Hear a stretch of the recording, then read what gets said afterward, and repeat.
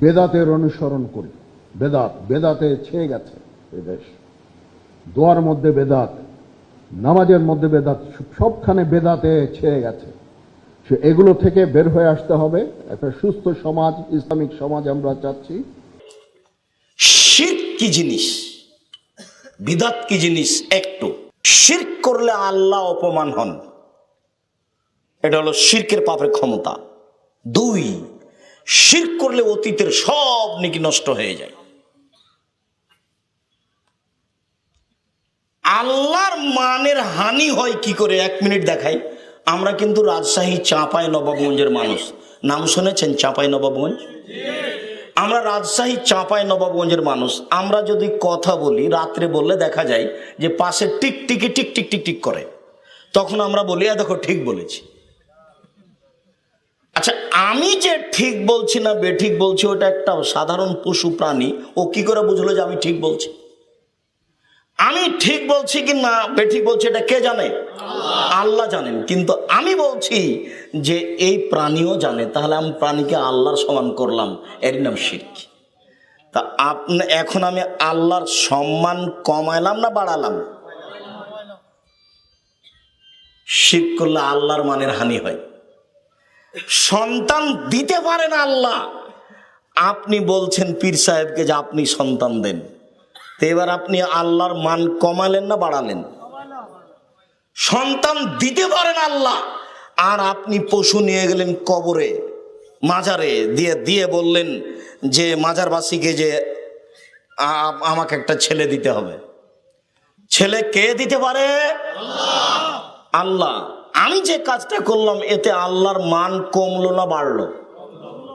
মনে রাখবেন, শিরক করলে আল্লাহর মানের হানি হয়, যার কারণে পৃথিবীতে শিরক সবচেয়ে বড় পাপ। শিরক করলে অতীতের নেকি নষ্ট হয়ে যায়। 10টা টাকা মাজারে দান করার পরে যদি আপনার 1 নেকি থাকে, তাহলে ইসলাম ধর্ম মিথ্যা। প্রমাণ, মহান আল্লাহ বলেন আমাদের নবীকে, লাইন আশরাকতা লায়াহবাতান্না আমালুক। মুহাম্মদ সাল্লাল্লাহু আলাইহি সাল্লাম, আপনি শুনুন, আপনি যদি শিরক করেন তাহলে আপনার আমল বাতিল হবে। মহান আল্লাহ জনগণকে বলেন, লাউ আশরাকু লাহাবাতা আনহুম মা কানু ইয়ামালুন। পৃথিবীবাসী জনগণ শুনে রেখো, তোমরা যদি শিরক করো তাহলে তোমাদের আমল বাতিল হবে। শিরকের ফলাফল জাহান্নাম।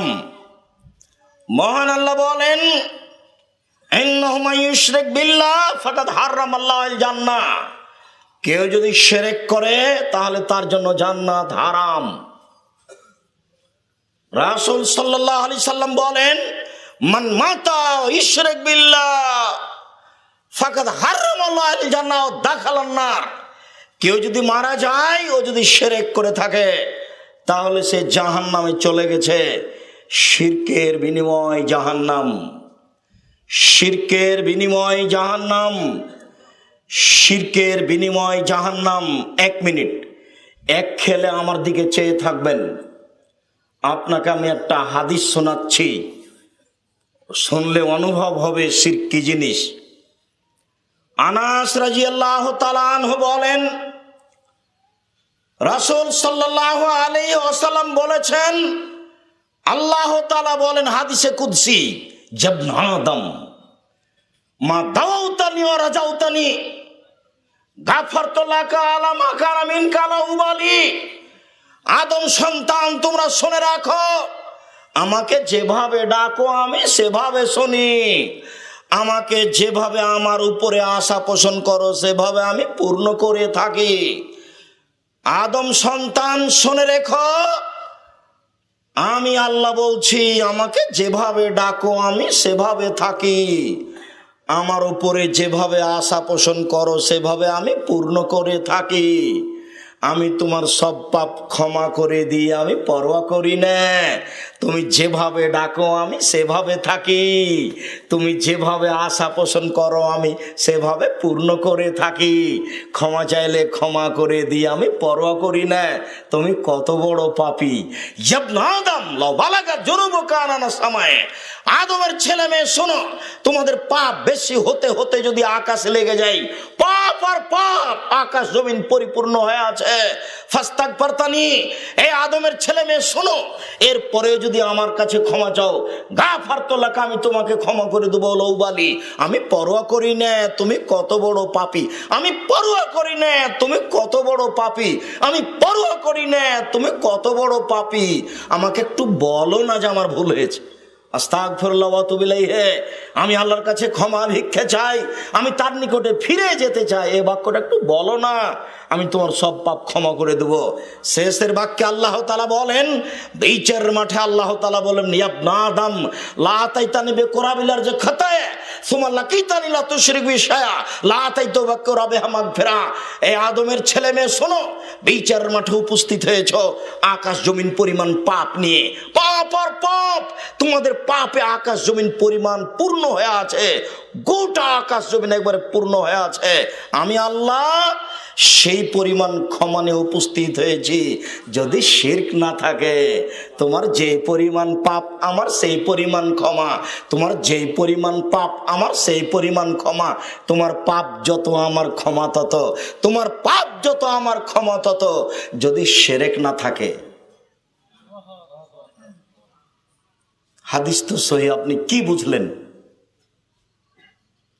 তার মানে বিচার মাঠে ক্ষমা পেয়ে যাবেন যদি শিরক না থাকে।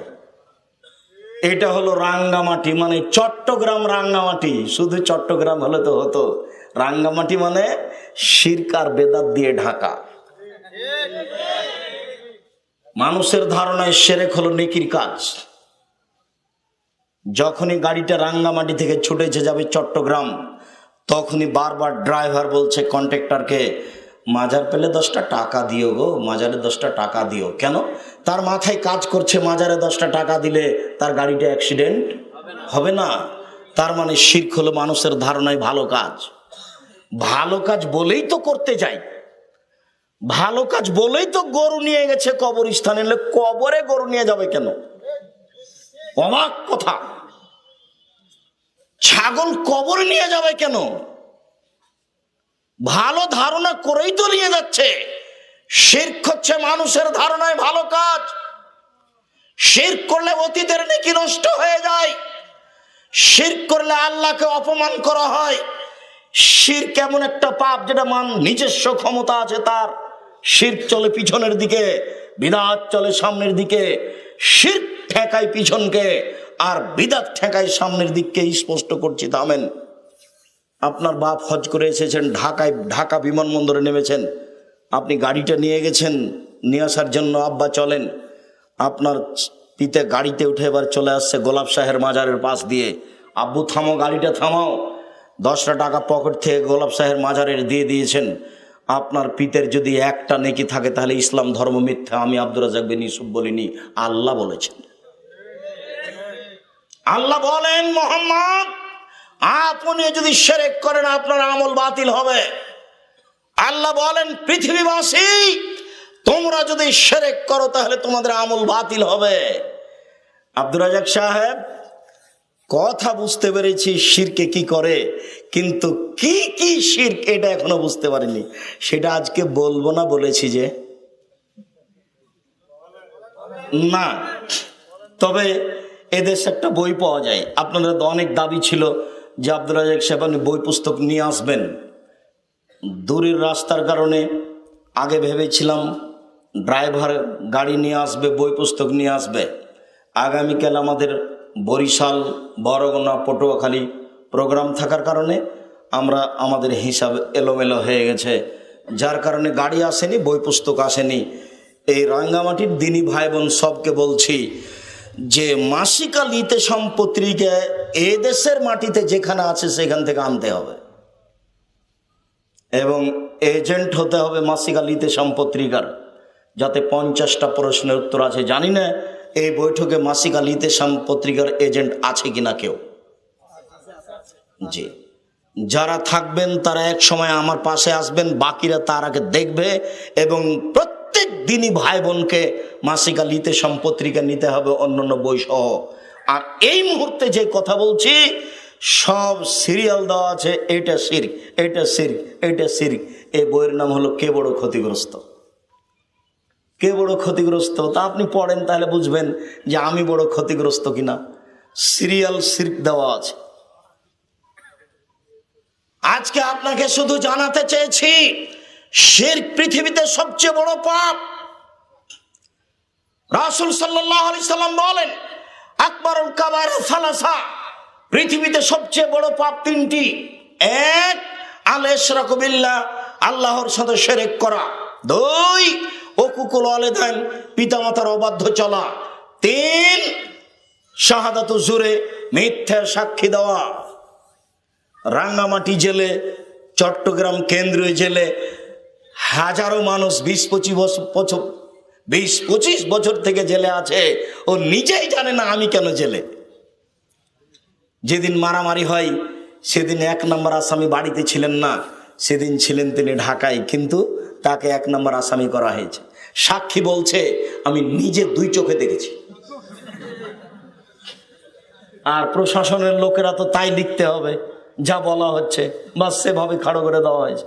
1 নম্বর আসামি জানতে পারলেন না আমি কেন জেলে, জজ জানলেন না ঘটনা কি, উকিল জানতে পারলো না ঘটনা কি, আসামি জানতে পারলো না ঘটনা কি, আসামি বলছে আমি কেন জেলে। 20-30-25 বছর থেকে জেলে আছে, তার জানা নাই কেন জেলে, তার নাম মিথ্যা সাক্ষী। পৃথিবীতে 3য় মহাপাপ হলো মিথ্যা সাক্ষী। আব্দুল্লাহ ইবনে মাসউদ রাদিয়াল্লাহু তাআলা আনহু বলেন, রাসূল সাল্লাল্লাহু আলাইহি সাল্লামকে জিজ্ঞাসা করা হয়েছিল আইয়ুদ যামবি আকবার, আল্লাহর নবী সবচেয়ে বড় পাপ কোনটি? তিনি বললেন, আনতাতু লিল্লাহি নিদ্দান, তুমি আল্লাহর সাথে শিরক করবে, এটাই হলো সবচেয়ে বড় পাপ। 2, তাকতুল ওয়ালাদাকা খাশিয়াত আয়ামামাক, খাদ্যের ভয়ে সন্তানকে হত্যা করবে। সুখী সংসার, একটাই ছেলে একটাই মেয়ে যথেষ্ট। খাদ্যের ভয়ে সন্তান হত্যা করা পৃথিবীতে 2য় মহাপাপ। 3, অন্তজানি হালিলাতা জারেক, প্রতিবেশীর সাথে জেনা করবে, এটা হলো পৃথিবীতে 3য় মহাপাপ। অত্র হাদিসে 2 নম্বর মহাপাপ হলো সন্তান হত্যা করা, আর 3 নম্বর মহাপাপ হলো প্রতিবেশী মহিলার সাথে জেনায় লিপ্ত হওয়া। আবু হুরায়রা রাদিয়াল্লাহু তাআলা আনহু বলেন, রাসূল সাল্লাল্লাহু আলাইহি সাল্লাম বললেন, ইজতানিউ সাবাল মুবিকাত, পৃথিবীবাসী 7টা ধ্বংসাত্মক জিনিস কখনো করবে না, করলেই ধ্বংস হয়ে যাওয়া, জাহান্নামে চলে যাওয়া। 1, আশিরকু বিল্লাহ, আল্লাহর সাথে শিরক করো না। 2, অসাহার, জাদু করো না। 3, কাতুল নাফসে, মানুষকে অন্যায় হত্যা করো না। 4, আকলু রিবা, সুদ খায়ও না। 5, আকলু মালিল ইয়াতিম, এতিমের মাল খেয়ে নিও না। 6, যুদ্ধের মাঠ থেকে পালিয়ে যায়ও না। 7, মানুষের উপরে অপবাদ লাগায়ও না। যে কোনো একটা করলে জাহান্নাম। তার 1 নম্বরে আছে শিরক করা। আপনাকে আমি বলিনি এখনো শিরক কি জিনিস, খালি দেখাচ্ছি শিরক কত বড় পাপ। কোনগুলো শিরক এটা বলিনি, শিরক কি জিনিস এটা দেখাচ্ছি, শিরক কত বড় পাপ। মুআয রাদিয়াল্লাহু তাআলা আনহু বলেন, রাসূল সাল্লাল্লাহু আলাইহি সাল্লাম বলেছেন, লা তুশরিক বিল্লাহ ওয়া ইন কুতিলতা হুররিকতা, পৃথিবীবাসী আমি মুহাম্মদ সাল্লাল্লাহু আলাইহি সাল্লাম বলে যাচ্ছি, তোমাদেরকে হত্যা করা হলেও শিরক করবে না, তোমাদেরকে জ্বালিয়ে দেওয়া হলেও শিরক করবে না।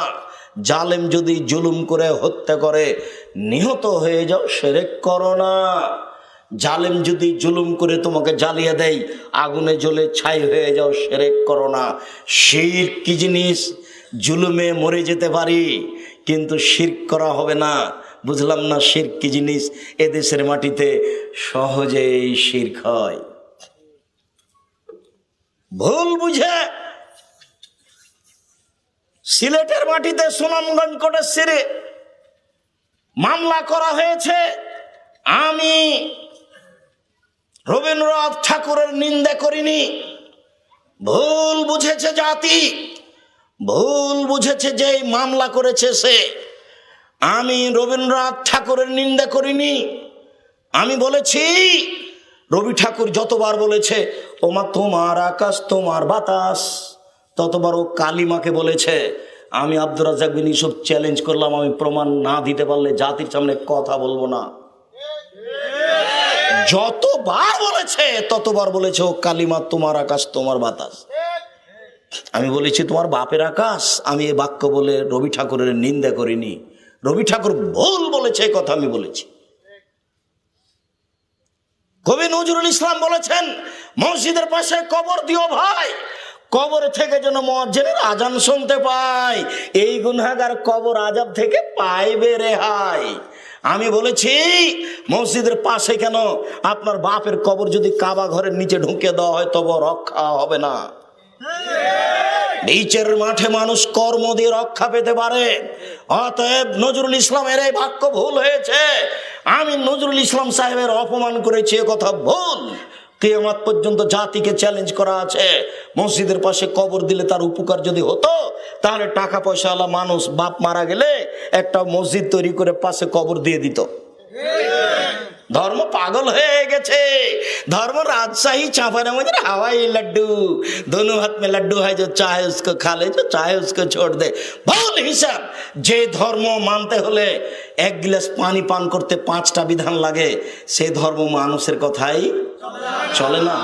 आमी आब्दुर राज्जाक बिन इउसुफ 20 বছর থেকে ফতোয়া লিখছি, এখন পর্যন্ত এমন কোনো ফতোয়া আসেনি যেটা কোরআন এবং সহিহ হাদিস দিয়ে জবাব দেওয়া যাবে না। কই আমি তো পাচ্ছি না এমন।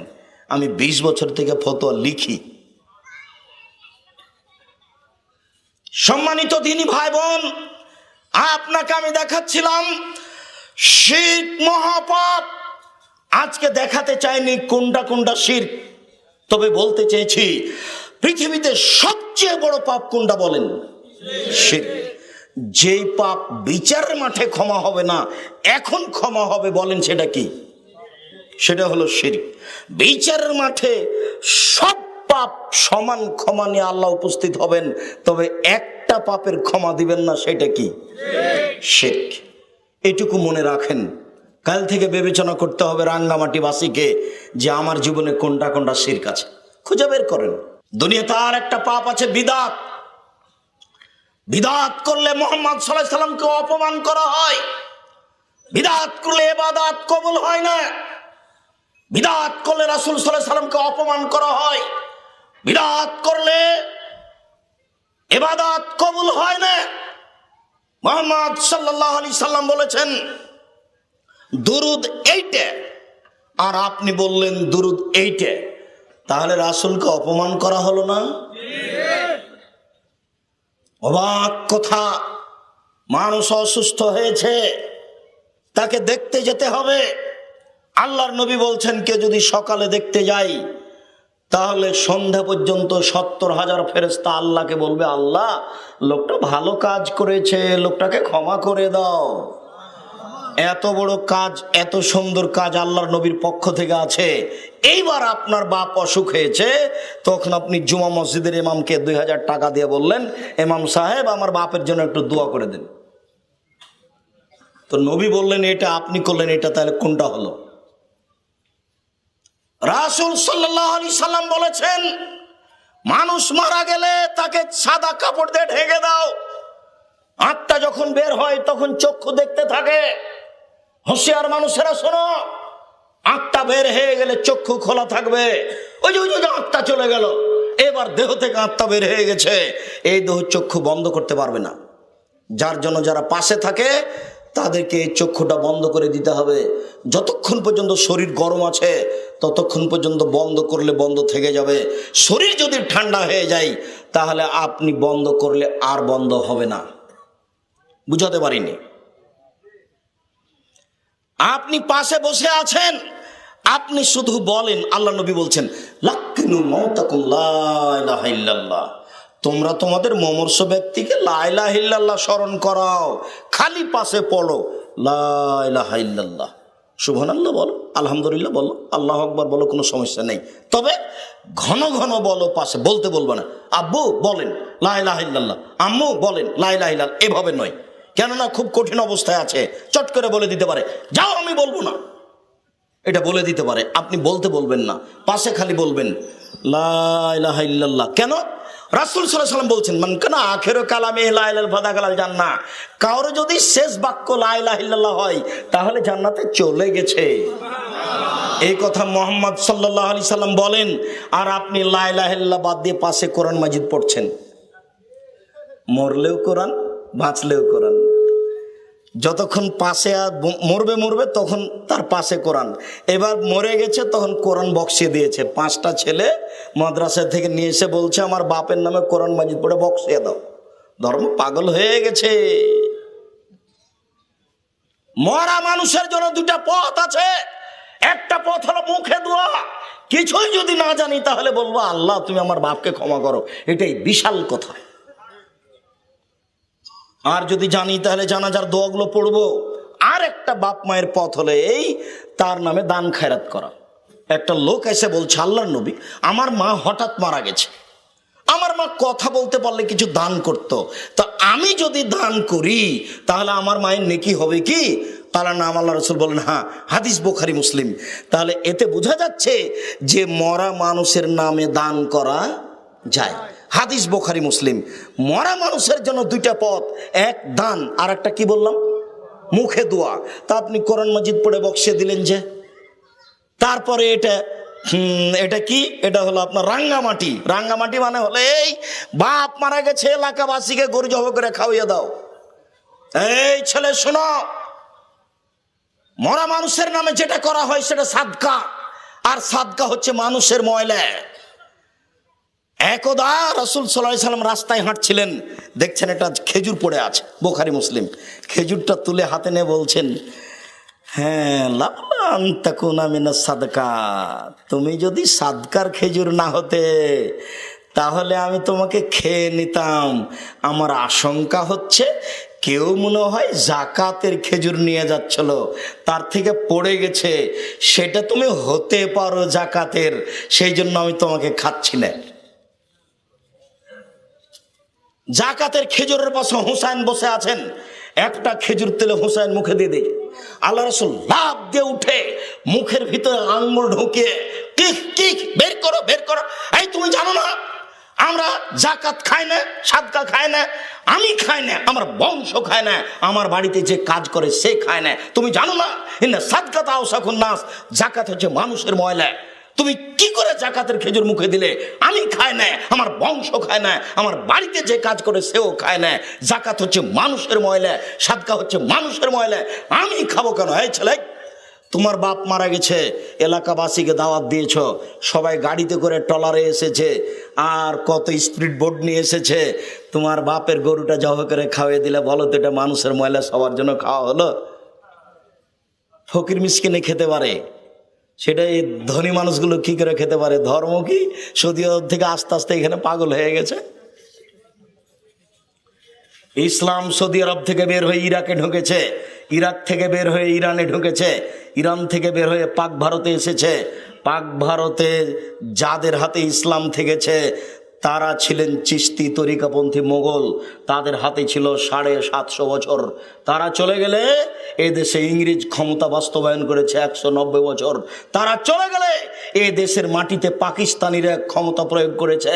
তারা ছিল শিয়ে, মিস্টার জিন্না শিয়ে, মিস্টার লিয়াকত আলী শিয়ে, আপনার ওই প্রেসিডেন্ট আইয়ুব শিয়ে, নবাব সিরাজউদ্দৌলা শিয়ে। এই দেশের মাটিতে সঠিক কোরআন হাদিস পাওয়াই কঠিন। নইলে ধর্ম এরকম উলটপালট হয়ে গেল কেন? সম্মানিত দিনী ভাই বোন, মুহাম্মদ সাল্লাল্লাহু আলাইহি সাল্লাম বলেন মানা মুহদাসান লাইকুল আদল সারফ, কেউ যদি বিদআতকে আশ্রয় দেয় তাহলে তার নফল ইবাদত কবুল হবে না, তার ফরজ ইবাদত কবুল হবে না।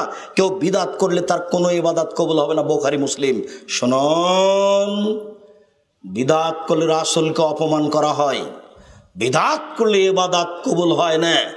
একাধিক সহিহ হাদিস, এদেশে একটা বই পাওয়া যায় উপদেশ, সে বইয়ের একটা আলোচনা আছে বিদআত। সে বই একটা আলোচনা আছে শিরক, বিস্তারিত দেখুন, বুঝতে পারবেন বিদআত কি জিনিস, শিরক কি জিনিস। সম্মানিত দিনী ভাই বোন, আপাতত এই অংশ ছেড়ে দিলাম, শুধুমাত্র দুইটা পাপের কথা আপনাকে বলে গেলাম। পৃথিবীতে সবচেয়ে বড় পাপ শিরক। শিরকের নিজস্ব ক্ষমতা আছে। শিরক পাপে আল্লাহকে অপমান করা হয়, শিরক পাপে অতীতের নেকি নষ্ট হয়ে যায়। আর একটা দুনিয়াতে বড় পাপ আছে যার নিজস্ব ক্ষমতা আছে, সেটা হলো বিদআত। মানুষের ধারণায় বিদআত হলো নেকির কাজ, মানুষের ধারণায় বিদআত হলো নেকির কাজ। বিদআত করলে রাসূলকে অপমান করা হয়, বিদআত করলে ইবাদত কবুল হয় না। আমি ঢাকা হাজি ক্যাম্পে ঢুকেছি, তখন হাজি সাহেব একজন মাওলানা বিশাল পাগড়ি বেঁধে সব শিখাচ্ছে, লাব্বাইক আল্লাহুম্মা লাব্বাইক, লাব্বাইক লা শারিকা লাক, লাব্বাইক ইন্নাল হামদা ওয়া নি'মাতা লাকাল মুলক লা শারিকা লাক। আল্লাহ তোমার দরবারে উপস্থিত, আমি তোমার দরবারে উপস্থিত, প্রশংসা তোমার, অনুগ্রহ তোমার, রাজত্ব তোমার, কোনো শরীক নাই তোমার। লাব্বাইক আল্লাহুম্মা লাব্বাইক, লাব্বাইক লা শারিকা লাক, লাব্বাইক ইন্নাল হামদা ওয়া নি'মাতা লাকাল মুলক লা শারিকা লাক। তো তার যখন বক্তব্য শেষ হয়ে গেল, তখন আমি বলছি, ভাইজান, ঢাকা হাজি ক্যাম্প তো এহরাম বাঁধার জায়গা নয়, এটা তো মিকাপ নয়, মিকাপ তো হচ্ছে এলামলাম। যখন বিমান জিদ্দা বিমানবন্দরে নামবে তার 15 মিনিট আগে বৈমানিকের পক্ষ থেকে বিমানমালারা মাটি নিয়ে ঘুরবে আর বলবে, এহরাম এহরাম, তায়াম্মুম এহরাম। যার ওযু নাই সে তায়াম্মুম করে এহরাম বাঁধুক। বৈমানিকের পক্ষ থেকে বলা হবে, বিমান জিদ্দায় নামার প্রায় 15 মিনিট পূর্বে এহরাম বাঁধার জায়গা হলো এলামলাম। তা আপনি যে এখানেই বলছেন লাব্বাইক, তখন বলছে এখানে কেন, বাড়ি থেকে বললো হবে? আল্লাহ নবী বলছেন এলামলাম, আর হুজুর বলছেন বাড়ি, তার নাম বিদআত। সম্মানিত দিনী ভাই বোন, মনে রাখুন, বিদআত করলে অতীতের, বিদআত করলে ইবাদত কবুল হয় না, বিদআত করলে রাসূল সাল্লাল্লাহু আলাইহি ওয়াসাল্লামকে অপমান করা হয়। আপাতত এই অংশ বলে আপনাদের জরুরি একটা অংশ আমার দিনী বোনদেরকে নিয়ে। দিনী বোনেরা আপনারা শুনুন, খুব খেয়াল করে থাকবেন, জরুরি কথা আপনার জন্য। আপনি যদি 4টা কাজ করতে পারেন, তাহলে আপনার জন্য জান্নাতের সব দরজা খোলা, যে কোনো দরজা আপনি ঢুকতে পারেন। আমি বলিনি, এ কথা মুহাম্মদ সাল্লাল্লাহু আলাইহি ওয়াসাল্লাম বলেছেন, আমি একজন অনুবাদক মাত্র। তিনি বলেন, সালাত খামসাহা, যে ব্যক্তি 5 ওয়াক্ত সালাত আদায় করলো, 2 সামাত শাহরাহা, রমজান মাসে সিয়াম থাকলো, 3 আতাত বালাহা, স্বামীকে মেনে চললো, 4 আহসানাত ফারজাহা, জেনায় লিপ্ত হলো না। এই 4টা কাজ যদি আপনি করতে পারেন, জান্নাতের সব দরজা খোলা। আপনি মনে করছেন যে জেনা তো আমার ঘটে গেছে, আপনাকে আমি সান্ত্বনা দেওয়ার জন্য বলছি, শুনুন, আজ থেকে যদি আপনি জেনা বন্ধ করতে পারেন, তওবা করতে পারেন, অতীতে জেনার কারণে যত পাপ হয়েছে সব পাপ নেকিতে পূর্ণ হয়ে যাবে। আপনি খালেস অন্তরে তওবা করেন, আল্লাহকে বলেন, আস্তাগফিরুল্লাহ ওয়া আতুবু ইলাইহি, আস্তাগফিরুল্লাহ আল্লাযী লা ইলাহা ইল্লা হুয়াল হাইয়ুল কাইয়ুম ওয়া আতুবু ইলাইহি, রাব্বিগফিরলি ওয়া তুব আলাইহি ইন্নাকা আনতাত তাওয়াবুল গাফুর। আল্লাহুম্মা আনতা রাব্বি লা ইলাহা ইল্লা আনতা খালাকতানি ওয়া আনা আবদুকা ওয়া আলা আহদিকা ওয়া আদিকা মাসতাতাতু আউযু বিকা মিন শাররি মা সানাতু আবু আলাকা বিনি'মাতিকা আলাইহি ওয়া আবু বিযামবি ফাগফিরলি ফাইন্নাহু লা ইয়াগফিরু যুনুবা ইল্লা আনতা। আপনি রাতে উঠে 2 রাকাত সালাত আদায় করে আপনার অতীতের পাপের জন্য কান্নাটি করেন, ইনশাআল্লাহ আল্লাহ বলেছেন আপনার অতীতে যত পাপ হয়েছে সব নেকিতে পূর্ণ হবে। এ কথা আমি বলিনি, এ কথা আল্লাহ বলেছেন। অতএব আপনি আল্লাহর উপরে ভরসা করে এই পাপের জন্য কান্নাকাটি করেন, আপনার এই জেনার পাপ নেকিতে পূর্ণ হবে। এটা গেল, শুধু তাই নয়, জাতিকে আমি একটা কথা বলে রাখছি, যে কথা আল্লাহ বলেছেন, আপনি যদি আজকে অশ্লীল কাজ বন্ধ করতে পারেন, তাহলে আপনার জন্য জান্নাতুল মাওয়া রয়েছে। মহান আল্লাহ বলেন, অনাহান আফসানিল হাওয়া ফাইনাল জান্নাত হিয়াল মাওয়া। পৃথিবীবাসী শুনে রাখো, আমি আল্লাহ বলছি, তোমরা যদি অশ্লীল কাজ বন্ধ করতে পারো, আমি তোমাদেরকে জান্নাতুল মাওয়া দিয়ে দিলাম। শুনে রেখো পৃথিবীবাসী, তোমরা যদি অশ্লীল কাজকে বন্ধ করতে পারো, আমি তোমাদেরকে জান্নাতুল মাওয়া দিয়ে দিলাম। আমি ওয়াদাবদ্ধ মানুষের সাথে, আমি আদমের ছেলে মেয়ের সাথে ওয়াদাবদ্ধ।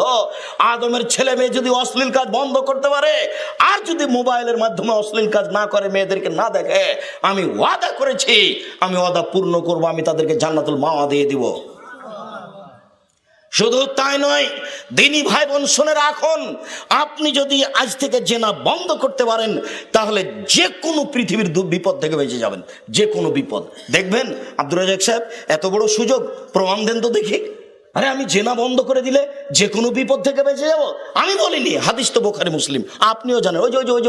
ওই যে তিনজন লোক রাস্তায় হাঁটছিল না, তখন বৃষ্টি আসলো, পাহাড়ি রাস্তা, চট্টগ্রামের মতো, রাঙ্গামাটির মতো বৃষ্টি এসেছে, তখন একটা গর্তে ঢুকে গেছে, ওপর থেকে একটা পাথর এসে গর্তটা বন্ধ হয়ে গেছে, এখন তো বের হতে পারে না। তিনজনের একজন বলছে, আল্লাহ, আমার বাপ মাকে আমি খুব ভালোবাসতাম, তুমি দয়া করে পাথরটা সরিয়ে দাও। কিছু সরে গেল। একজন বলছে, আল্লাহ, একটা লোককে আমি কাজের জন্য নিয়েছিলাম, অর্ধেক দিন কাজ করে চলে যাবে। আমি বললাম, টাকা নাও। তো রাগ করে টাকা নিল, চলে গেল। আমি ওই টাকা দিয়ে ঘোড়া, গরু, ছাগল, গরু কিনে অনেক করলাম। একদিন এসে বলছে, আমাকে টাকা দেন। আমি বললাম, তুমি সব ছাগল নিয়ে যাও, গরু নিয়ে যাও। তখনও বলছে, আমাকে মজাক করবেন না, একদিনের পারিশ্রমিক দেন। আমি বললাম, মজাক করিনি, সব নিয়ে যাও তুমি, আল্লাহ তোমাকে সন্তুষ্ট করার জন্য এই কাজ করেছি, আজকে গর্তের মুখ থেকে পাথর সরিয়ে দাও। আল্লাহ বলেন, আচ্ছা ঠিক আছে, দিলাম। তিনজনের তৃতীয় জন বলল, আল্লাহ, আমার চাচাতো বোনের সাথে জেনা করবো বলে ওয়াদা করেছিলাম, আমার চাচাতন বলেছিল, তুমি যদি 200টি স্বর্ণ মুদ্রা আনতে পারো তাহলে আমি তোমার সাথে জেনায় লিপ্ত হব। আমি হাড় ভাঙা পরিশ্রম করে জীবন বাজি রেখে টাকা উপার্জন করে আমার চাচাতো বোনের হাতে দিলাম, আমি অশ্লীল কাজে বসেছি। আমাকে বলছে, দেখো তুমি আমাকে অসতী প্রমাণ করো না। এই কথা বলার সাথে সাথে আমি অন্যায় করিনি, আমি অশ্লীল কাজ থেকে উঠে গেছি, অতএব তুমি পাথর সরিয়ে দাও। আল্লাহ বলছেন, আচ্ছা ঠিক আছে, দিলাম। বুখারী মুসলিম। এ দেখেন, আমি মনে হয় ভালোভাবে বুঝাতে পারলাম না, মনে থাকবে না মনে হয়। ঘটনা তো বহুদিনই শুনেছেন। ওই যে তিনজনের কাহিনী। তো তিনজনের একজন ছিল অশ্লীল কাজের লোক, অশ্লীল কাজ করেনি। তো হাদিস তো আজও আছে মুসলমানের জন্য, অশ্লীল কাজ যদি বন্ধ করতে পারে সত্যই, তাহলে পৃথিবীর যে কোনো বিপদ থেকে আল্লাহ তাকে বাঁচাবে। প্রমাণে হাদিস বুখারী মুসলিম। আমি অনুবাদক, প্রথমে বলেছি, জাতির যদি রাস্তাঘাট করে দিতে না পারি, জাতির যদি স্কুল কলেজ করে দিতে না পারি, জাতিকে চূড়ান্ত সঠিক ধর্ম দিতে পারবো ইনশাআল্লাহ। ধর্মের ব্যাপারে জাতিকে ফাঁকি দিয়ে পরকাল হারাতে রাজি নই। সম্মানিত দিনী ভাই বোন, আপনাকে বলছিলাম, আমার দিনী বোন শোনেন, জেনা থেকে বেঁচে থাকুন, যদি ঘটে যায় তওবা করেন, ফল আপনার আছে। 3 নম্বর, স্বামীকে মেনে চলতে হবে, এটা আমার অনুরোধ। দেখুন, আপনার স্বামী আপনাকে গালি দেয়, এ কথাই ঠিক, আপনার স্বামীর মুখ খারাপ, এ কথাই ঠিক, এরপরে আপনাকে আমি মেনে নেওয়ার জন্য অনুরোধ জানাচ্ছি। আপনি সপ্তাহ সপ্তাহ তার সাথে কথা বলবেন না, মাস মাস তার সাথে কথা বলবেন না। যদি 1 গ্লাস পানি চাই, তাহলে পানি নিয়ে এসে ঠেকস করে সামনে রেখে দিয়ে হেঁটে চলে যাবেন, এটা ঠিক নয়। আমি অনুরোধ করছি, তার মুখ খারাপ হলেও আপনি তাকে মেনেই চলেন, তার সাথে কথা বলেন, আপনি তার প্রতিবাদ করিয়েন না।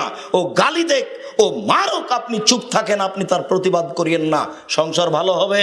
আমি আব্দুর রাজ্জাক বিন ইউসুফ, আপনার দিনী ভাই, আপনাকে অনুরোধ জানাচ্ছি, আপনি স্বামীর সাথে কথা বলেন, স্বামীর সাথে ভালো হয়ে চলেন, আপনার জন্য জান্নাতের সব দরজা খোলা। শেষ পর্যন্ত যদি আপনি মনে করেন যে আমার স্বামীর সাথে চলবেই না, তাহলে ঝুলন্ত না থেকে আপনি তাকে খোলা তালাক করে দেন।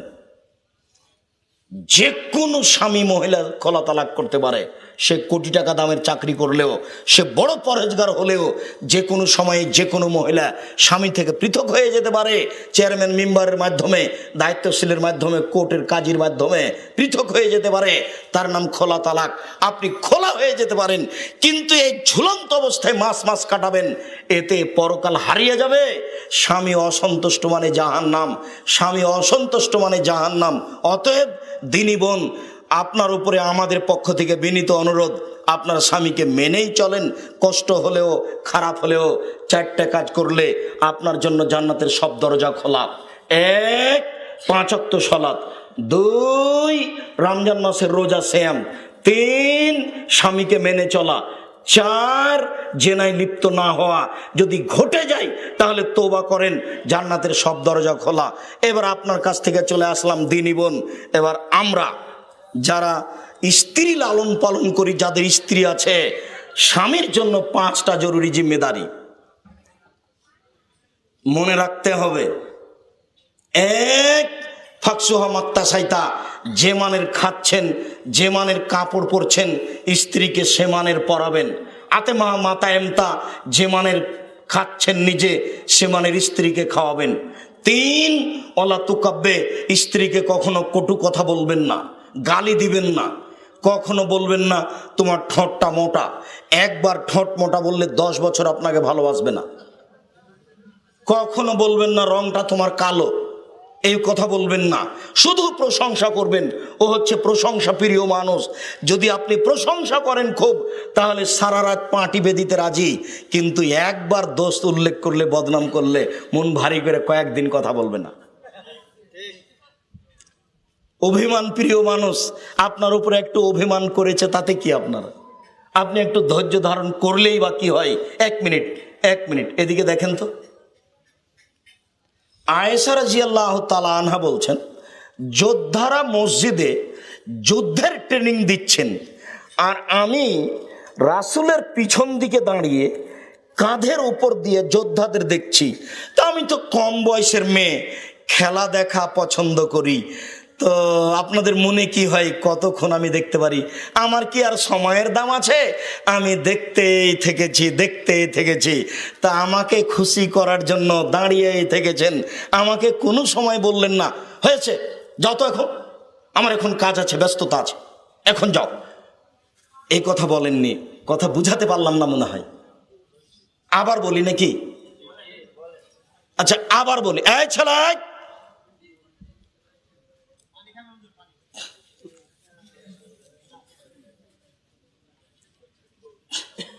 আয়েশা রাদিয়াল্লাহু তাআলা আনহা বলেন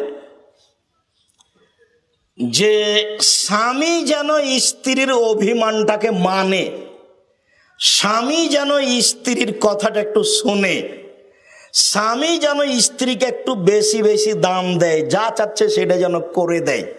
এইটা আয়েশা বলতে চাচ্ছেন। হাদিস বুখারী মুসলিম। তিনি বলছেন যে মসজিদে যোদ্ধারা যুদ্ধের ট্রেনিং দিচ্ছিলেন, আর আমি ওটা দেখছিলাম রাসূলের পিছন দিকে দাঁড়িয়ে কাঁধের উপর দিয়ে। এই পর্যন্ত কি বুঝতে পেরেছেন? তো আমি তো কম বয়সের মেয়ে, উনি নিজেই বলছেন আমি তো কম বয়সের মেয়ে, খেলা দেখা প্রিয় মানুষ, তো আমি কি আর তাড়াতাড়ি ছেড়ে দিব?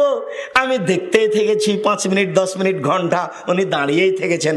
কোনো সময় আমাকে বললেন না যাও এখন যাও তো, এখন যাও, আমার সময় নেই, এখন আমি এখন মসজিদে যাব, লোকের সাথে কথা বলবো, এইরকম কথা তিনি বলেননি। আপনাকে এই বুখারী মুসলিমের হাদিস দিয়ে আমি কি বুঝাতে চাইলাম? স্ত্রী যেটা চাচ্ছে সেটা যদি আপনার দেওয়া সম্ভব হয় তাহলে দেন, কটু কথা বলিয়েন না। 4, মুখের উপরে মারবেন না। 5, এটা হলো জরুরি, ওলা তাতরুকা ইল্লা ফিল বাইতে, নিজের বাড়ি ছাড়া কোথাও যেতে দিবেন না। খালার বাড়ি যেতে পাবে না, ফুফুর বাড়ি যেতে পাবে না, ভাবির বাড়ি যেতে পাবে না, মায়ের বাড়ি যেতে পাবে না, জরুরি প্রয়োজন ছাড়া বাড়ি ত্যাগ করতে পাবে না। এটা হলো রাঙ্গামাটি, মেয়েরাই মাঠে কাজ করে। এরপরে আপনি মুসলিম, বাড়ি ঘেরতে হবে চতুর্দিকে, এই কথাই চূড়ান্ত। চট দিয়ে হোক, ছালা দিয়ে হোক, ইট দিয়ে হোক, স্বর্ণ দিয়ে হোক, বাড়ি চতুর্দিক ঘেরে রাখতে হবে, বউকে ঘেরে রাখতে হবে যেভাবে সম্ভব। এটাই শরীয়তের, বিকল্প কোনো পথ নেই। জরুরি প্রয়োজন ছাড়া আপনার স্ত্রী বাড়ি ত্যাগ করতে পারে না। বাজার করা তো বহু দূরের কথা, বিবাহের বাড়ি যাওয়া তো বহু দূরের কথা। আত্মীয় স্বজন দাওয়াত দিয়েছে, আপনি বিবাহ খেয়ে আসেন, আপনার ছেলে যাক, আপনার স্ত্রী যাবে কেন? আপনার মেয়ে যাবে কেন? এই বেঢঙ্গা নীতি ত্যাগ করতে হবে। পুরুষের পরিচয় দিয়ে দেখবেন, পুরুষ মানে চোখ যেভাবে ঘুরে বউ সেভাবে চলে, এর নাম ক্ষমতা। চোখ যেভাবে ঘুরে বউ সেভাবে চলে, এর নাম ক্ষমতা। ক্ষমতা মানে পুরুষ। একটু বাইরে, কি ব্যাপার, তুমি কোথায় গেছিলে? তোমার মাথায় কাপড় নাই, বাইরে থেকে আসলে কেন? আমি তোমার স্বামী বলছি, এইভাবে যদি আমি তোমাকে চলতে দেখি তোমার পিঠের চামড়া তুলে দেবো। একটা ক্ষমতার কথা বলতে হবে। ক্ষমতা, কারফিউ জারি থাকবে বাড়িতে 44 ধারা, তার নাম পুরুষ। পুরুষ মানে ক্ষমতা। আয়েশা রাদিয়াল্লাহু তাআলা পা বাড়াতে পারেন না স্বামীকে না বলে, কত হাদিস নেবেন আপনি? আয়েশা রাদিয়াল্লাহু তাআলা না বাড়ির বাইরে পা ফেলতে পারেন না অনুমতি ছাড়া, আর আপনার স্ত্রী দিন দিন বাজার করে, হাট করে, আর ঘাট করে, আর নৌকা চালায়, আর বাজার মাঠে গরু চড়ায়। এটা সংসার নয়। তাহাজ্জুদ পড়ে সংসার দিয়ে জাহান্নাম হবে। 3 শ্রেণীর মানুষ জান্নাতে যাবে না। এক, মধুমেনুল খামর, যারা নিয়মিত বিড়ি, তামাক, জর্দা, সিগারেট, গুল, নেশাদার দ্রব্য খায়, পান করে, তারা জান্নাতে যাবে না। 2, আর রাজারাতু মিনান নিসায়ে, পুরুষের বেশধারী নারী, যারা পুরুষের জুতা স্যান্ডেল পরে, যারা পুরুষের শার্ট প্যান্ট পরে, যারা পুরুষের পোশাক পরে, তারা জান্নাতে যাবে না। 3, দায়ুস আল্লাহ ইউকরিফাল খাবাসা, যে তার বাড়িতে বেহায়াইয়ের সুযোগ দিয়েছে আপনি তাহাজ্জুদ পড়লেও জান্নাত হবে না। উনি তো চলে গেছেন 3 চিল্লায় লন্ডন, মেয়ে তো চট্টগ্রাম বিশ্ববিদ্যালয়ে ঠিকই প্রেমের সাথে লিপ্ত, আর উনি লন্ডনের তাসবি টিপছে। ধর্ম পাগল হয়ে গেছে। 3 শ্রেণীর মানুষ জান্নাতে যাবে না আমি বলিনি, এই কথা মুহাম্মদ সাল্লাল্লাহু আলাইহি সাল্লাম বলেন। তিনি বলেন কখনো যাবে না। তিনি বলেন মদমেনুল খামর, যারা নিয়মিত বিড়ি, তামাক, জর্দা, সিগারেট, গুল, নেশাদার দ্রব্য খায়, পান করে, তারা জান্নাতে যাবে না। আব্দুর রাজ্জাক সাহেব 1 মিনিট থামেন। বিড়ি, সিগারেট, মদ হলো কি করে সেটা একটু বুঝিয়ে বলবেন কি? জর্দা, মদ হলো কি করে সেটা একটু বুঝিয়ে বলবেন কি? জি, বুঝিয়ে বলবো। রাসূল সাল্লাল্লাহু আলাইহি ওয়াসাল্লাম বলেন মাসকারা কাসিরহু ফাকারিলহু হারামন, যে জিনিসটা বেশি খেলে বিবেকের ক্ষতি হবে তার কমও হারাম। তো 1/2 কেজি জর্দা একটা লোককে খাওয়াইয়া দেন তো দেখি।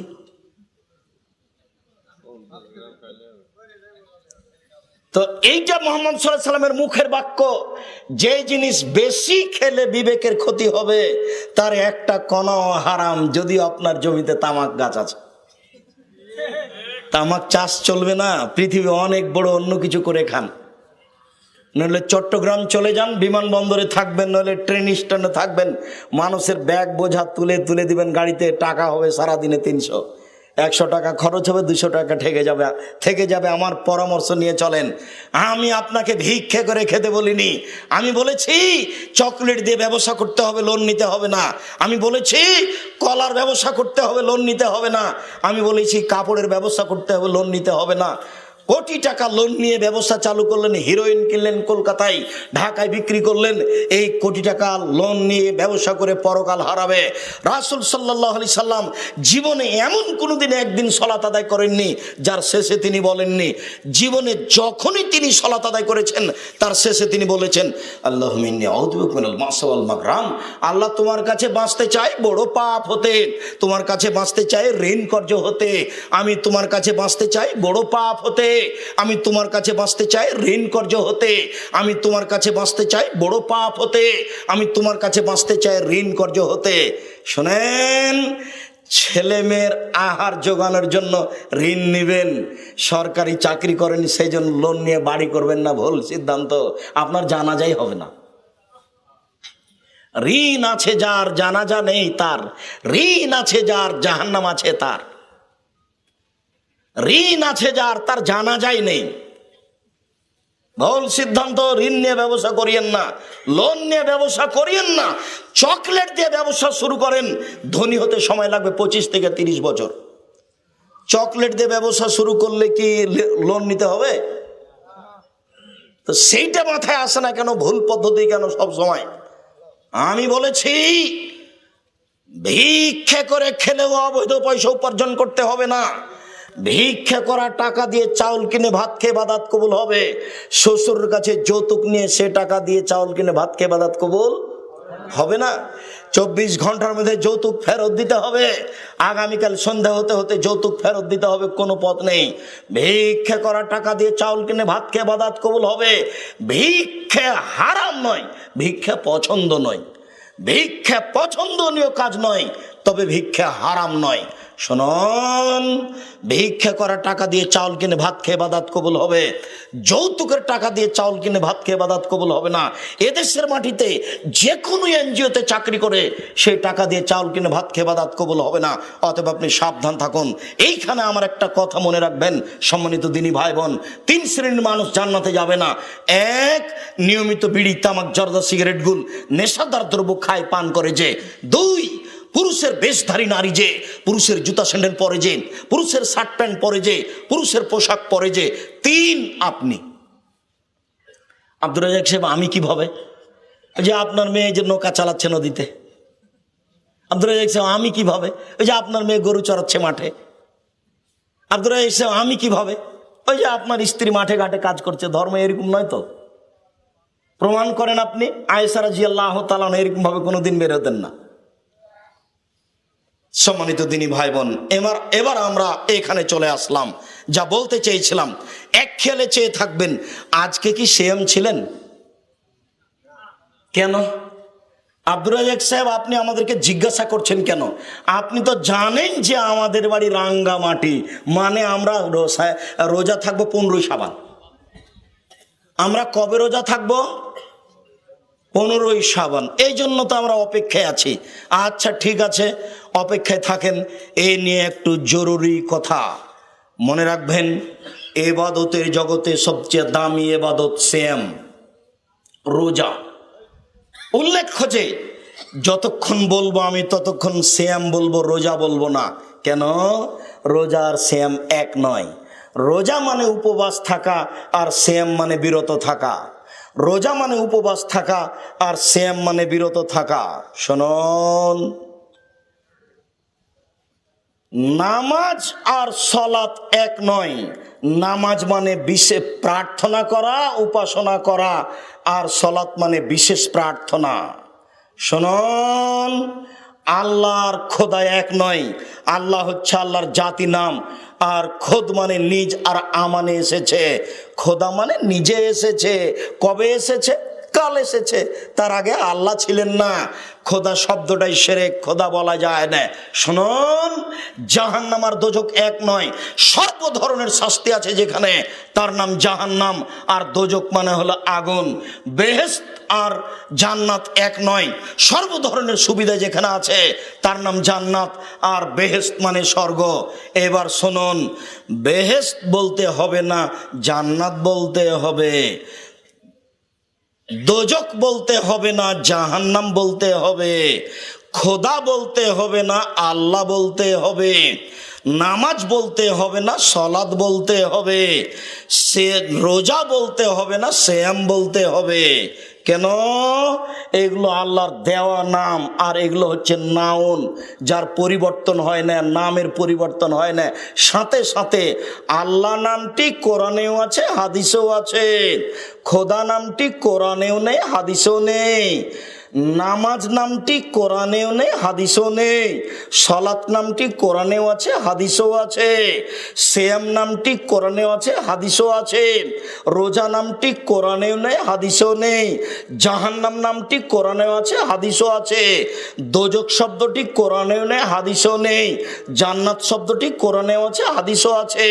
বেহেশত শব্দটি কোরআনে নেই, হাদিসে নেই, এমনিতে চলছে গায়ের জোরে চাঁপাই নবাবগঞ্জের ভাষায়। চাঁপে নবাবগঞ্জের ভাষায় কিভাবে চলছে? গায়ের জোরে। আপনারা কি এটা বুঝেন? আমরা তো বলি জোর যার মুল্লুক তার। এটা এমনিতে এইভাবে চলছে। আমি তো বলেছি কোরআন মাজিদ, কোনোদিন আমি কোরআন শরীফ বলি না, বলবো না। আমি বলি শ্যাম, আমি রোজা বলি না, দুটাই এক নয়। এদেশে চলছে। কেন এদেশে চলছে? এই শব্দগুলো ফার্সি ভাষায় চলে। এগুলো ইরান থেকে এদেশে এসেছে। যারা এদেশে ইসলাম নিয়ে এসেছে তারা হলো ইরানি, তারা তরিকাপন্থী, যার কারণে এই শব্দগুলো এদেশে চালু হয়ে গেছে। তবুও 5টা দেখেন, হজ ঠিকই আছে, জাকাত ঠিকই আছে, কালেমা ঠিকই আছে। 2টা পরিবর্তন হয়েছে, সলাত পরিবর্তন হয়ে নামাজ হয়েছে, আর সিয়াম পরিবর্তন হয়ে রোজা হয়েছে। এই 5টার মধ্যে। আর ওইদিকে জাহান্নাম পরিবর্তন হয়ে দোজক হয়েছে, আর জান্নাত পরিবর্তন হয়ে বেহেশত হয়েছে। আর এদিকে আল্লাহ পরিবর্তন হয়ে খোদা হয়েছে। কেউ যদি বলে যে আল্লাহ এবং খোদার মধ্যে একটু পার্থক্য আছে, খোদা চলে, এই ভাষাটা মিথ্যে। অনেক পার্থক্য। একটা হলো শিরকি শব্দ। যদিও এদেশের যারা দায়িত্বশীল নেতা ধারণের মানুষ, তারা বলে খোদা হাফেজ, বললে আল্লাহ হাফেজ বলতে হবে। সম্মানিত দিনী ভাই বোন, এবাদতের জগতে সবচেয়ে দামি এবাদত হলো সিয়াম। সিয়ামের চেয়ে পৃথিবীতে আর কোনো দামি এবাদত নেই। সিয়াম দিয়ে আল্লাহকে যত সন্তুষ্ট করা যায়, পৃথিবীর কোনো এবাদত দিয়ে আল্লাহকে তত সন্তুষ্ট করা যায় না। যদিও আব্দুর রাজ্জাক সাহেবের মুখে আমরা শুনেছি এবাদতের জগতে সবচেয়ে আল্লাহকে ডাকার মাধ্যম হলো সলাৎ। সলাৎ এমন একটি এবাদত যে এবাদতের উপরে নির্ভর করে অন্যান্য এবাদত, সলাতই সবচেয়ে দামি এবাদত এটা মনে হয়। যদিও আব্দুর রাজ্জাক সাহেবের মুখে আমরা শুনেছি এবাদতের জগতে সবচেয়ে শক্তিশালী এবাদত হলো দান, কিন্তু এবাদতের জগতে সবচেয়ে দামি এবাদত হলো সিয়াম। কয়েকটা হাদিস আপনাকে আমি পেশ করি, তাহলে আপনি বুঝতে পারবেন সবচেয়ে দামি এবাদত সিয়াম কিভাবে হয়। একটু দেখেন তো। উমামা বাহিলি রাদিয়াল্লাহু তাআলা আনহু বলেন, রাসূল সাল্লাল্লাহু আলাইহি সাল্লামকে একদা আমি বললাম, আল্লাহর নবী মুরনি বিআমালিন, একটা আমলের কথা বলেন যাতে আমি জান্নাতে চলে যাব। তখন আল্লাহ রাসূল বলছেন, উমামা আলাইকা বিসম ফাইনাল্লাহ ইসলাম আলাহু, তুমি সিয়াম পালন করো। এবাদতের জগতে সিয়ামের সাদৃশ্য কোনো এবাদত নেই। উমামা শোনো, তুমি সিয়াম পালন করো, রোজা থাকো, এবাদতের জগতে সিয়ামের মতো কোনো এবাদত পৃথিবীতে নেই। আমি আবার জিজ্ঞাসা করলাম, আল্লাহর নবী আপনি আমাকে একটা আমলের কথা বলেন যে আমল করলে আমি জান্নাতে চলে যাব। আল্লাহ রাসূল বলেন, উমামা আলাইকা বিসম ফাইনাল্লাহ ইদলাহু, তুমি সিয়াম পালন করো। এবাদতের জগতে সিয়ামের সমপর্যায়ের কোনো এবাদত নেই। সালাত হবে না, দান হবে না, যাকাত হবে না, তাসবিহ তাহলিল হবে না, হজ হবে না, তাহাজ্জুদ হবে না। সিয়ামের সমপর্যায়ের ইবাদত পৃথিবীতে নেই। আর একটা দলিল দিচ্ছি আপনাকে, দেখাই। বিচারের মাঠে যখন জান্নাতীরা জান্নাতে ঢুকবে তখন 8টা দরজা আছে, জান্নাতে একটা দরজা 8টা। তো যারা হজ করে তাদের জন্য একটা দরজা, যারা দান করে তাদের জন্য একটা দরজা, যারা সিয়াম পালন করে তাদের জন্য একটা দরজা। তো সব দরজা থেকে ডাকবে, শুনেন শুনেন শুনেন, যারা হজ করেছেন এই দরজা দিয়ে আসেন, শুনেন যারা দান করেছেন এই দরজা দিয়ে আসেন। তো আবু বকর সিদ্দিক বলছেন, আল্লাহর নবী সব দরজা দিয়ে ডাকা হবে এমন কে কেউ হবে? হ্যাঁ সেটা তো তুমি। সব দরজা বলে আবু বকর এদিকে আসেন, ও বলে আবু বকর এদিকে আসেন, ও বলবে আবু বকর এদিকে আসেন। সব দরজা দিয়ে ডাকা হবে এমন কি কেউ হবে? হ্যাঁ সেটা তুমি। এখন যেটা বলছি সেটা শোনেন। এই যা দাখিল আখির মুখ লেখা, সিয়াম পালনকারীর শেষ ব্যক্তি ঢুকে গেলে দরজা বন্ধ করা হবে, বাকি 7টা দরজা এখনো খোলা আছে। তার মানে সিয়াম পালনকারীদের জন্য যে দরজা আছে, কোন ইবাদত দিয়ে সে দরজা দিয়ে ঢুকতে পাবে না। হজ করলে ওই দরজা দিয়ে ঢোকার সুযোগ হবে না, দান করলে ওই দরজা দিয়ে ঢোকার সুযোগ হবে না। আব্দুর রাজ্জাক সাহেবের মুখে আমরা শুনেছি এবাদতের জগতে সবচেয়ে শক্তিশালী ক্ষমতাধর পাওয়ারফুল এবাদত হলো দান। দানের চেয়ে শক্তিশালী এবাদত পৃথিবীতে নেই, এই কথা ঠিক। দান মানুষের পাপকে মিটিয়ে দেয়, পানি যেমন আগুনকে নিভিয়ে দেয়। বাপ মায়ের নামে দান করলে কবরে শাস্তি বন্ধ হয়ে যায়, দান করলে আল্লাহর রাগ মিটে যায়। দান সবচেয়ে শক্তিশালী ইবাদত, এ কথা ঠিক। কিন্তু যখন সিয়াম পালনকারীর শেষ ব্যক্তি ঢুকে গেছে, তখন দরজা বন্ধ হয়ে গেছে, তখনও দানের দরজা খোলা আছে। তার মানে অন্য মানুষে এই দরজা দিয়ে ঢুকতে পারে, কিন্তু ওই দরজা দিয়ে শুধু কে ঢুকবে? সিয়াম পালনকারী। আপনাকে আমি দেখাতে চাচ্ছি ইবাদতের জগতে সবচেয়ে দামি ইবাদত হলো সিয়াম। আরেকটা, আবু হুরায়রা রাদিয়াল্লাহু তাআলা আনহু বলেন, রাসূল সাল্লাল্লাহু আলাইহি সাল্লাম বলেছেন, কুল্লু আমাল ইবনে আদম ইজাফুল হাসানাতু বিআশরি আমসালিহা ইল্লা সাম ফাইনুল ওয়ানাজিহি। আদম সন্তান যত নেকি করবে সমস্ত নেকি এক করলে 10, 700, আরো যে নেকি করুক আমি আল্লাহ বলে দিব, শোনো হজ করেছে নেকি লিখো 700 পর্যন্ত বাড়াও, আরো বাড়াও। শোনো সুবহানাল্লাহ বলেছে 10 নেকি লিখো 700 পর্যন্ত করো, আরো বাড়াও। আমি ফেরেশতাকে বলবো, তবে কেউ যদি সিয়াম পালন করে তখন আমি আল্লাহ বলবো, সিয়াম আমার ব্যাপার, প্রতিদান আমি দিব। সিয়ামের নেকি লিখতে আল্লাহ ফেরেশতাকে বলবেন না। আমি যদি বুঝাতে না পারি আমি অক্ষম। রাসূল সাল্লাল্লাহু আলাইহি সাল্লাম ঠিকই বলেছেন, কিন্তু আমার অক্ষমতার দরুন আমি জাতিকে বুঝাতে পারছি না। সম্মানিত দিনী ভাই বোন, ইবাদতের জগতে সবচেয়ে ব্যতিক্রম ইবাদত হলো সিয়াম। পৃথিবীর যে কোনো ইবাদতের নেকি আল্লাহ নিজে হাতে দিবেন না। কাকে দিতে বলবেন? ফেরেশতাকে দিতে বলবেন। একটা ছেলে এখনই যদি তাকে প্রধানমন্ত্রী একটা উপহার দেয়, তাহলে ও তো খুশি হবে, ওর বংশ খুশি হবে।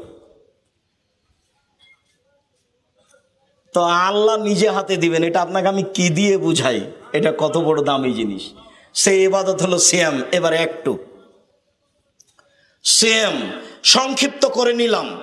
রাসূল সাল্লাল্লাহু আলাইহি সাল্লাম বলেন, সিয়ামে আশুরা, কেউ যদি মুহররমের 2 দিন সিয়াম থাকে তাহলে বিগত 1 বছরের পাপ ক্ষমা করা হবে। মুহররমের 1 দিন সিয়াম থাকলে বিগত 1 বছরের পাপ ক্ষমা হবে। তিনি বলেন, সিয়ামে আরাফা আহতাসিবু আলাল্লাহি আইয়ুকাফিরা সানাতাল্লাতি কাবলাহু ওয়া সানাতাল্লাতি বাদাহু। কেউ যদি আরাফার 1 দিন সিয়াম থাকে তাহলে আগে পরে 2 বছরের পাপ ক্ষমা হবে। মনে রাখা ভালো হবে, আরাফার 1 দিন সিয়াম 9 তারিখ অথবা 8 তারিখ কেউ যদি আরাফার 1 দিন সিয়াম থাকে তাহলে 2 বছরের পাপ ক্ষমা হবে। তিনি বলেন, সালাসাতু আইয়ামিন মিন কুল্লি শাহরিন কানা কাসিয়ামিদ দাহরি কুল্লিহি। কেউ যদি প্রত্যেক মাসে 3 দিন সিয়াম থাকে, 13, 14, 15, মহিলার হায়েজের কারণে যদি 13, 14, 15 না হয়, না হোক 1 মাসের মধ্যে যে কোনো 3 দিন হলেই হবে। কেউ যদি প্রত্যেক মাসে 3 দিন রোজা থাকে তাহলে সারা বছর সিয়াম পালন করে জানে কি হয় তাই হবে। রাসূল সাল্লাল্লাহু আলাইহি সাল্লাম বলেন, মান সামা রমাজানা সুম্মা আতবাহু সিত্তান মিন শাওয়াল কানা কাসিয়ামিদ দাহরি কুল্লিহি। কেউ যদি রমজান মাসের সিয়াম থাকে তারপরে শাওয়ালের 6 দিন থাকে তাহলে সারা বছর সিয়াম পালন করে জানে কি হয় তাই হবে। এবার বুঝতে পারলেন কিনা? রমজান পুরো থাকলেন আর শাওয়ালের 6টা, তাহলে সারা বছর আপনি সিয়াম থেকে গেলেন। এই কথা আমি বলিনি, এই কথা মুহাম্মদ সাল্লাল্লাহু আলাইহি সাল্লাম বলেন। একটু যেসব বোনেরা বলছেন, দিনী বোনেরা, যে হাইজের কারণে আমাদের রমজানে 4-5টা ছুটে গেছে, এগুলো আগে করব, কেননা এগুলো ফরজ, তারপরে নফল করব শাওয়াল, এ কথা ঠিক নয়। যেগুলো আপনার হাইজের কারণে ছুটে গেছে 5-6টা, এগুলো 1 বছর পরে করেন, 2 বছর পরে করেন, জীবনে 1 দিন করেন, এটা আল্লাহর নবী সুযোগ দিয়ে দিয়েছেন। কিন্তু শাওয়াল পার হয়ে গেলে এই 6টা করার সুযোগ থাকবে না। অতএব শাওয়ালে নফল হলেও ফরজ বাদ দিয়ে এই 6টা করেন, এটাই জরুরি। ধারাবাহিক করতে পারেন, ছেড়ে ছেড়ে করতে পারেন, 6টা ধারাবাহিক করার চেষ্টা করবেন। 6টা যদি শাওয়ালের সিয়াম পালন করতে পারেন, সারা বছর সিয়াম পালন করে জানে কি হয় তাই হবে। এবার বৃহস্পতিবার, সোমবার, 15 শাবানে চলে এসেছি কাছাকাছি, এক খেলে চেয়ে থাকবেন। আব্দুর রাজ্জাক সাহেব ওইটাই তো অপেক্ষা করছি যে আমরা তো রাঙ্গামাটির মানুষ, চট্টগ্রাম অন্তর্গত, 15 শাবানে সিয়াম পালন করা ভালোবাসি। আপনি সেটা কখন বলবেন বলেন। আচ্ছা ঠিক আছে, আমি কাছাকাছি চলে এসেছি। এবার বৃহস্পতিবার, সোমবার। আয়েশা রাদিয়াল্লাহু তাআলা আনহা বলেন, রাসূল সাল্লাল্লাহু আলাইহি সাল্লাম বৃহস্পতিবার এবং সোমবার সিয়াম পালন করা ভালোবাসতেন। আবু হুরায়রা রাদিয়াল্লাহু তাআলা আনহু বলেন, রাসূল সাল্লাল্লাহু আলাইহি ওয়াসাল্লাম বলেছেন, তুরাজুল আমালু ইয়ামাল খামিস ওয়াল ইয়ামাল ইসনাইন ওয়া নাউহিবা ইউরাজা আমালি ওয়া না সাইম। পৃথিবীবাসী শুনে রেখো, বৃহস্পতিবার, সোমবার আল্লাহর কাছে মানুষের পাপ নেকি পেশ করা হয়, রিপোর্ট দেওয়া হয়। আমি মুহাম্মদ সাল্লাল্লাহু আলাইহি ওয়াসাল্লাম ভালোবাসি যে আমার রিপোর্টের সময় আল্লাহ দেখুক যে আমি সিয়াম আছি। এই জন্যই তো আমি বৃহস্পতিবার, সোমবার সিয়াম থাকি। আবার বলি, বোঝাতে পেরেছি কি? আপনি এখন এই কথাটা নিজে নিজে বলতে পারবেন? এই ছেলে, তুমি বলো তো দেখি কি বুঝেছো এটা। এই ছেলে মোবাইলওয়ালা, তুমি বলো না, তুমি ঘুমিয়েছিলে, তোমাকে যে আমি ঘুমাতে নিষেধ করেছি। বৃহস্পতিবার, সোমবার আল্লাহর নবী সিয়াম থাকতেন, রোজা থাকতেন। কেন বলো তো? সাপ্তাহিক মানুষের পাপ নেকি রিপোর্ট 2 দিন পেশ করা হয়। কোন কোন দিন? সোমবার আর বৃহস্পতিবার। তো আল্লাহর নবী চাইতেন যে আমার রিপোর্টের সময় তুমি দেখো যে আমি রোজা আছি, দেখো দেখো, এটা আমি ভালোবাসি। আমার সিয়াম অবস্থায় রিপোর্ট নাও, এটা আমি ভালোবাসি। এই জন্য তিনি বৃহস্পতিবার সোমবার সিয়াম থাকতেন। এবার শাবান, 15ই শাবান, শাবান মাসে বেশি বেশি সিয়াম পালন করতে হবে, 15ই শাবান নয়। আয়েশা রাদিয়াল্লাহু তাআলা আনহা বলেন, কানান নবী সাল্লাল্লাহু আলাইহি ওয়াসাল্লাম ইয়াসুমু শাবানা কুল্লাহু।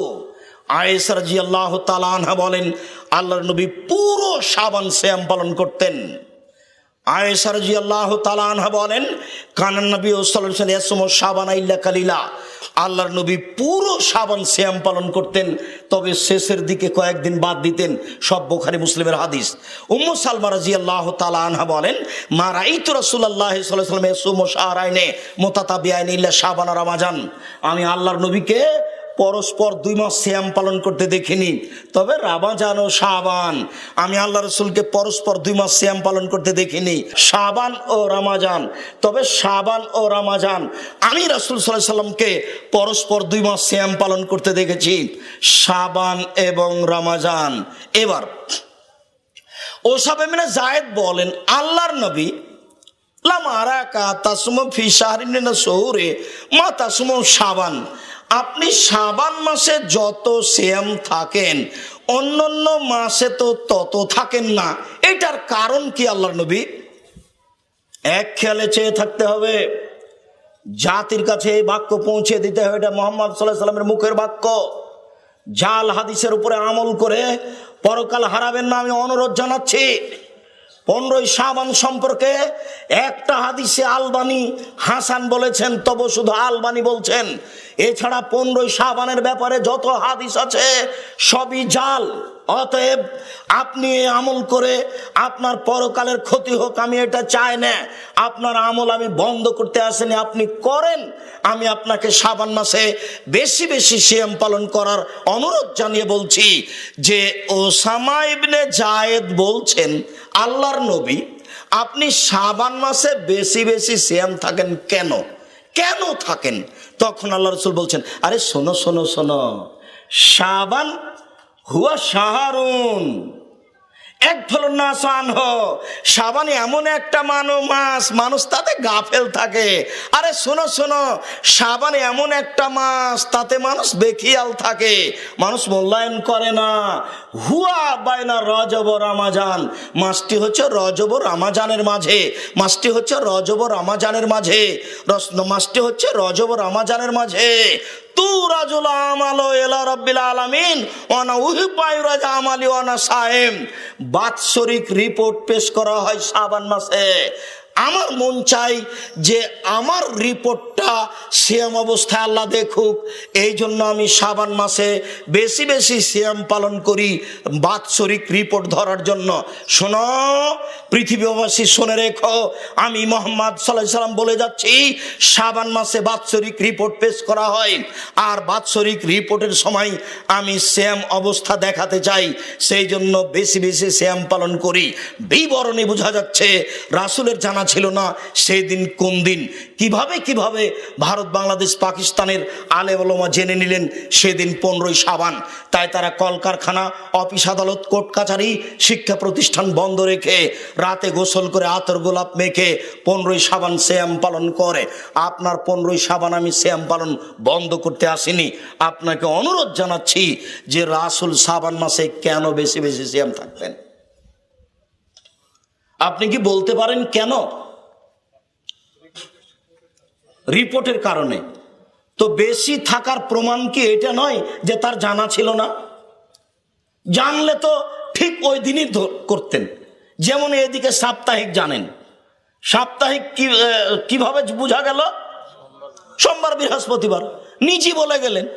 তো ওখানে বলে দিতেন 15ই শাবান, ওখানে বলে দিতেন 10 শাবান। সম্মানিত দিনী ভাই বোন, সম্মানিত রাঙ্গামাটিবাসী, মনে কষ্ট নেবেন না। আপনার 15ই শাবান আমি বন্ধ করতে আসিনি, আপনি করেন। আপনাকে আমি যে কথা বলতে চাচ্ছি সেটা হলো এই, আল্লাহর নবী শাবান মাসে বেশি বেশি সিয়াম পালন করতেন কিনা এটা আপনি আগে প্রমাণ করবেন, তারপরে আপনি প্রমাণ করবেন আল্লাহর নবী শাবান মাসে বেশি সিয়াম থাকতেন কেন। রিপোর্ট ধরার জন্য আমরা সাধারণ খাদেম রিপোর্টের আশায় শাবান মাসে বেশি বেশি সিয়াম পালন করার চেষ্টা করি। মর্মে পৃথিবীর সকল দিনই ভাই বোনকে রিপোর্ট ধরার আশায় শাবান মাসে বেশি বেশি সিয়াম পালন করার অনুরোধ জানাচ্ছি। এ অংশে এসে আমার একটা দাবি থাকে, রাঙ্গামাটি এলাকাবাসী বরকল, তাই না, বরকল এলাকাবাসীকে, ভূষণ ছড়া বরকল এলাকাবাসীর কাছে আমার জোরালো দাবি যে, যেই বক্তব্য আমার মুখে ইউটিউবে দেখেছেন শুনেছেন, সেই বক্তব্যের ওপরে আপনার কাছে জোরালো দাবি জানিয়ে যাচ্ছি। আমার মনে বড় সাধ, এদেশের মাটিতে আমি উন্নত মানের প্রতিষ্ঠান গড়বই গড়ব ইনশাআল্লাহ, যেখানে ছেলেমেয়েরা বাংলা ইংরেজি আরবি উন্নত মানের শিক্ষা অর্জন করে জাতির অন্যায়ের বিরুদ্ধে লড়বে মুখে কলমে মিডিয়ায়। আমার মনে বড় সাধ, এ দেশের মাটিতে আমি উন্নত মানের প্রতিষ্ঠান গড়বই গড়ব ইনশাআল্লাহ, যেখানে ছেলেমেয়েরা বাংলা ইংরেজি আরবি উন্নত মানের শিক্ষা অর্জন করে জাতির অন্যায়ের বিরুদ্ধে লড়বে মুখে কলমে মিডিয়ায়। সেটাই হচ্ছে জামিয়া সালাফিয়া। জামিয়া সালাফিয়া ডাঙ্গিপাড়া পবা রাজশাহী, জামিয়া সালাফিয়া রূপগঞ্জ নারায়ণগঞ্জ ঢাকা, জামিয়া সালাফিয়া 6 মাইল বাবুগঞ্জ বরিশাল, জামিয়া সালাফিয়া তেঘরা বিরল দিনাজপুর। এসব প্রতিষ্ঠানগুলি আমাদের চলমান অবস্থায় রয়েছে, কোনোটাতে কাজ চলছে, কোনোটাতে ছাত্রছাত্রী আছে। আপাতত জামিয়া সালাফিয়া ডাঙ্গিপাড়া পবা রাজশাহী, জামিয়া সালাফিয়া হাটাবো বীর হাটাবো রূপগঞ্জ নারায়ণগঞ্জ ঢাকা, এই 2 প্রতিষ্ঠানে 3850 জন ছেলে মেয়ে আছে, যার 500 জন অসহায়, 200 জন এতিম। সব ছেলে মেয়ে ভিন্ন ভিন্ন স্থানে থাকে। 167 জন শিক্ষক শিক্ষিকা রয়েছেন, কর্মচারী রয়েছে, যাদের প্রতি মাসে বেতন লাগে 19,50,000, প্রায় বেতন লাগে 20 লক্ষ। অত্র প্রতিষ্ঠানে ছেলে মেয়েদের জন্য আবাসিক ভবন একান্ত জরুরি। বিশেষভাবে অত্র প্রতিষ্ঠান যেটা জামিয়া সালাফিয়া রূপগঞ্জ নারায়ণগঞ্জ ঢাকা, এইখানে পুরুষ শাখার জন্য এবং বিশাল এক মসজিদের জন্য, যে মসজিদের একতলায় 10,000 মানুষ সালাত আদায় করতে পারবে ইনশাআল্লাহ। এর জন্য আমরা জায়গা ক্রয় করছি, প্রায় 6 থেকে 800 শতক জমি আমাদের কিনতে হবে। 3.5 থেকে 400 শতক জমি প্রায় কিনা হয়ে গেছে, বাকি জমিগুলো আমরা কেনার জন্য প্রস্তুতি নিচ্ছি। জমি 1 শতকের দাম 2 লক্ষ থেকে 2.5 লক্ষ থেকে 3 লক্ষ হতে পারে বলে আমরা অনুমান করছি। যা আমরা কিনেছি সেগুলি 1.5 লক্ষ 2 লক্ষ এরকম পর্যায়ের কিনেছি। এইগুলিতে দিনী মুসলিম ভাই বোনকে আমরা অংশগ্রহণ করার জন্য অনুরোধ জানাচ্ছি। এই দিনী ভাই বোনকে অংশগ্রহণ করার অনুরোধ জানিয়ে দানের হাত প্রশস্ত করো, তো আমরা এইসব নাম্বারগুলি ব্যবহার করার জন্য অনুরোধ জানাচ্ছি। যেমন 2050113020436771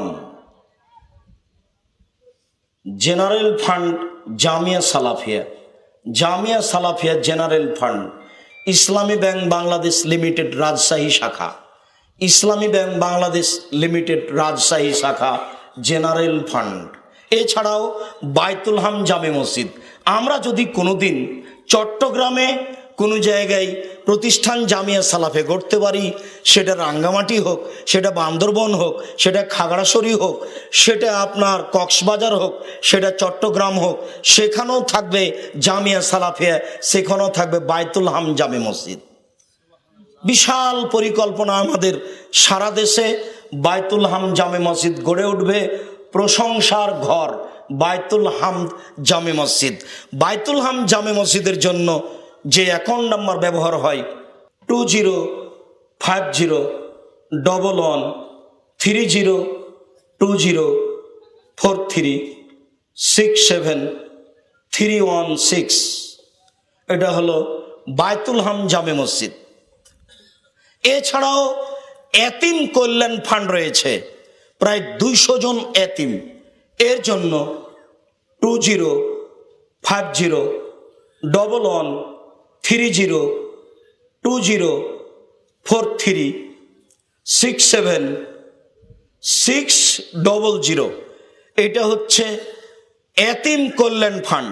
সবটাই ইসলামী ব্যাংক বাংলাদেশ লিমিটেড রাজশাহী শাখা। এছাড়াও যেতে ব্যক্তিগত অ্যাকাউন্ট ব্যবহার হয় আল আরাফা ইসলামী ব্যাংক 0071120004027 আল আরাফা ইসলামী ব্যাংক রাজশাহী আব্দুর রাজ্জাক। এছাড়াও আমাদের পার্সোনাল নাম্বার রয়েছে। সব দিনই ভাই বোনকে আমরা মাসিকাল ইতেসাম পত্রিকা সংগ্রহ করার জন্য অনুরোধ জানাচ্ছি।